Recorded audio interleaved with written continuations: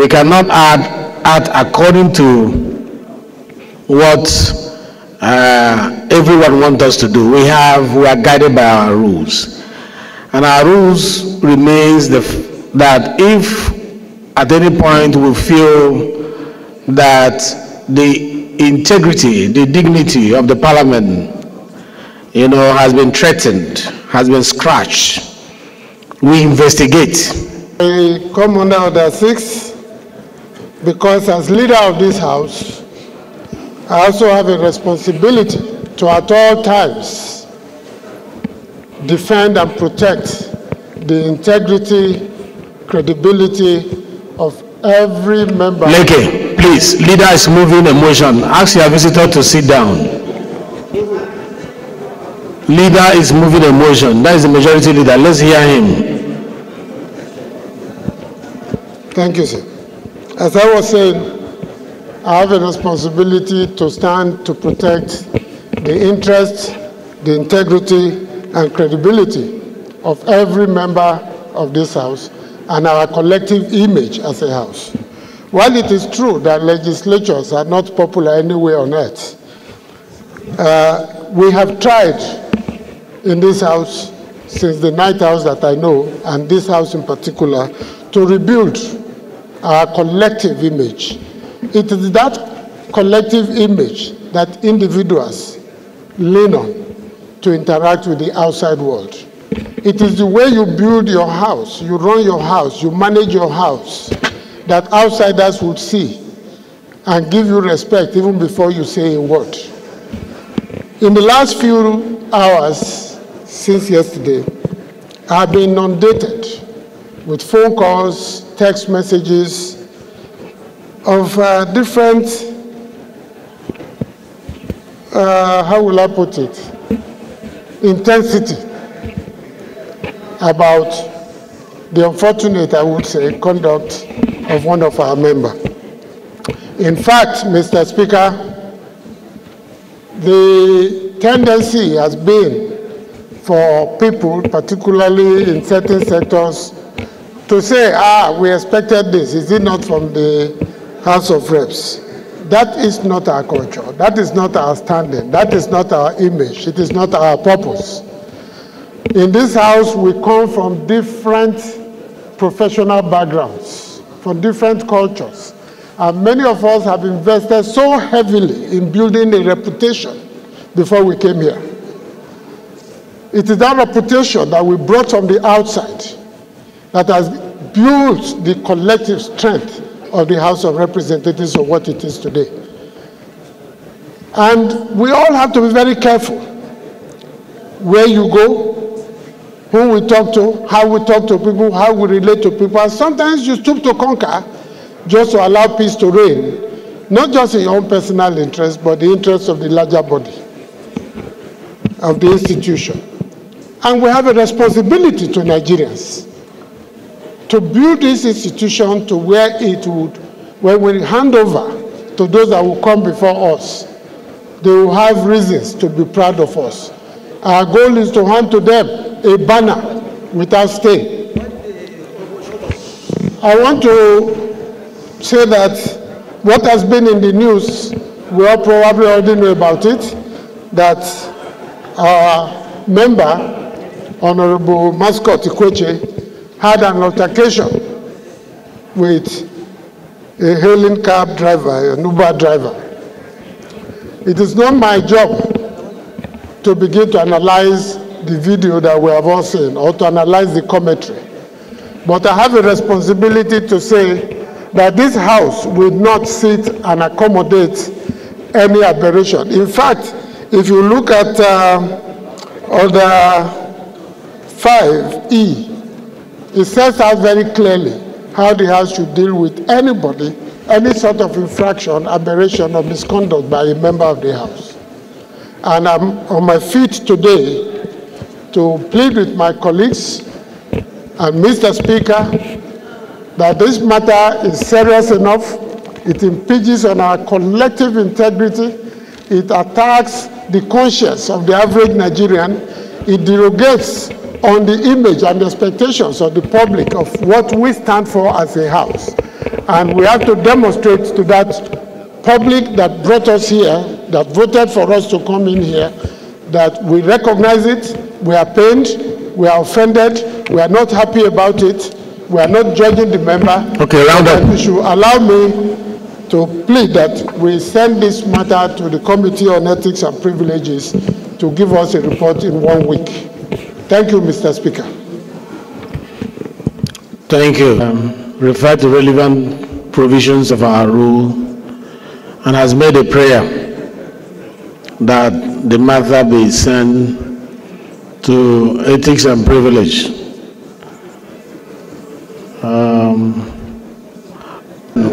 We don't debate privilege. Why are you raising your hand for? Point of order? Can you put on your microphone, please? Please, Honorable, be silent, please. Bob. Oh, please, return to your seat, please. I will rule that people stop disturbing the Appropriation Committee chairman so that he can also focus. When we finish sitting, you can approach him because he's also a member of the parliament who needs to enjoy deliberations. So when he's going out, you can meet him. Please allow him to be a member that he is. Thank you. Carried. Mr. Speaker. What is your point of order? On point of personal explanation, pursuant to Order 8, Rule 6 of the House Standing Orders, Mr. Speaker. Yes, go ahead.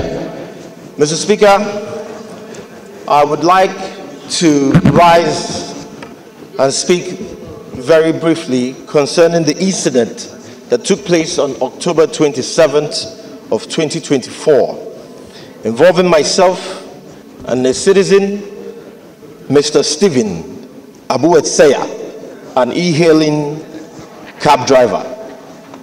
What began as a misunderstanding regrettably escalated into actions and remarks that do not reflect the values that I hold dear, nor those that I am. Chairman CBN, you're having another parliament there. As a member of the esteemed House, I deeply regret my words and actions that occurred at the heat of the moment, and I take full responsibility for how this exchange has impacted on the citizen, Mr. Ikwechegh, his family, and the entire public. I acknowledge that I am human, thus infallible. And in recognizing the significance of the role as a public servant, I am mindful of the weight of my words and actions and how they may have affected those that I represent. Since the incident, Citizen Ikwechegh and I have engaged in alternative dispute resolution methods. And I am pleased to inform this Honorable House that we have reached a respectful and constructive resolution. Additionally, my sincere apologies to the leadership of the House, my honorable colleagues, and the entire National Assembly as a whole for any deficit of goodwill that this particular incident may have caused. I am aware that my actions reflect not only on myself, but also the esteemed institution, the trust that the public places in us. This experience has served as a humbling reminder of the need for restraint and self-control, particularly in challenging situations. Mr. Speaker and honorable colleagues. This your personal explanation looks like a lead debate. It's like an essay. Mr. Speaker. Okay, go ahead. Go ahead. Mr. Speaker, I'm speaking. Mr. Speaker, am I protected, Mr. Speaker? Go ahead. Mr. Speaker, this experience has been especially disheartening as it stands in the contrast to the positive strides that we have made in my constituency of Aba North and Aba South, particularly in the areas of health, education, and empowerment. Nevertheless, it serves as a teachable moment, Mr. Speaker, for all of us in public office that is held in high standards. Mr. Speaker, honorable colleagues, I just want to state once again that I am human. Even though there was things were said, and those things I regret. I apologize to all Nigerians. Regardless of the provocation, there should be no reason why I should react in that form. So I want to use this opportunity to appeal to all Nigerians. Let us let what has happened remain in the past, and let us forge forward.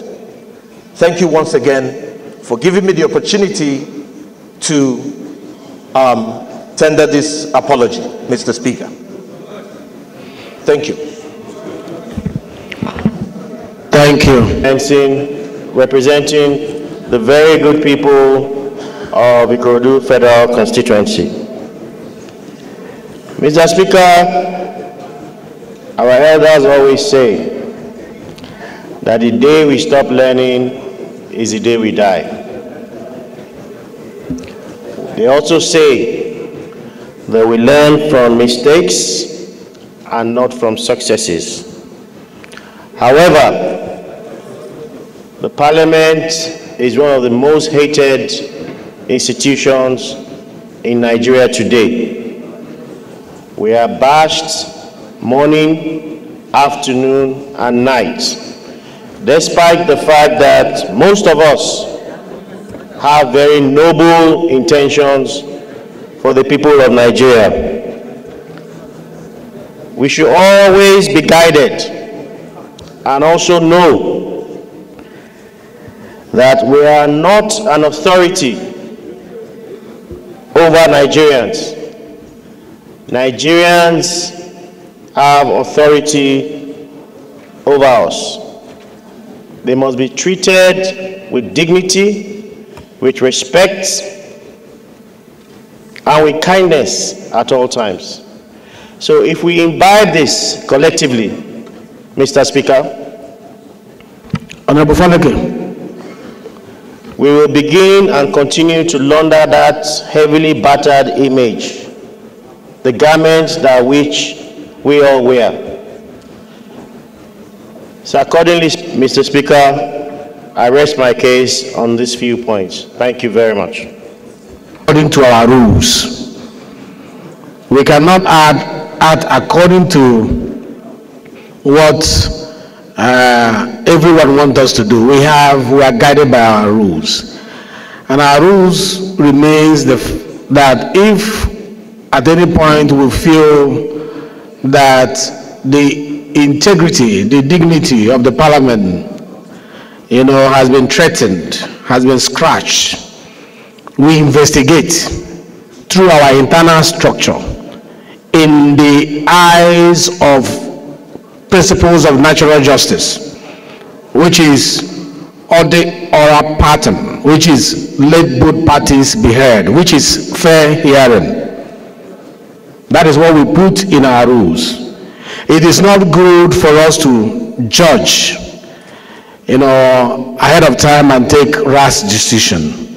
Therefore, in line with the prayers of the leader of the House, that this matter be referred to the Committee on Ethics and Privilege for him to be heard. His appeal was very emotional, very touching, shows remorse. You know, I was touched hearing it from here. But that is not enough. I know you were touched as well. I know Nigerians watching him have seen a man that is remorseful. But our rules must be complied with. That our rule is that he should go and sit with our Committee on Ethics and Privileges. They will hear him and then report back to the House for us to take a decision. That is the ruling of the House.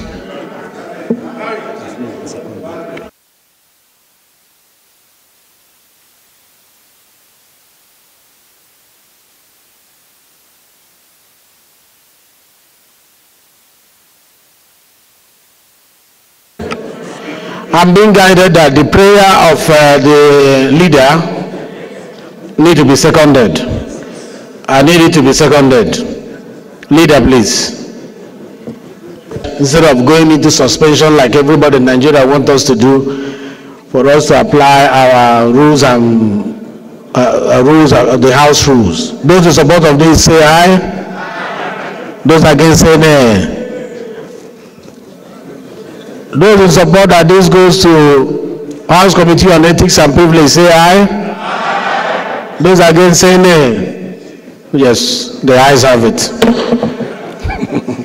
Matter is hereby referred to Committee on Ethics and Privilege to look at it and get back to us in 2 weeks.